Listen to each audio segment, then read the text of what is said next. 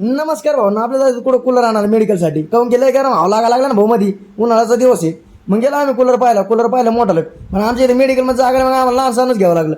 मग लहानसान घेतलं फायनल केलं आणि गार हवा मारतं बरं का जिथे तिथे गार करतं नाही करायचं.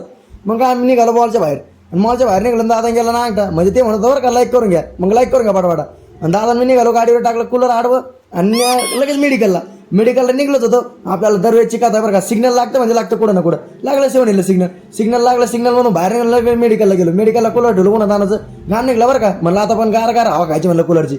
मग कूलरला अनबॉक्सिंग केली आपण कचा विषयच नाही चेहऱ्यावर तर असा आनंद येतो ना गार हवा खायची म्हणून.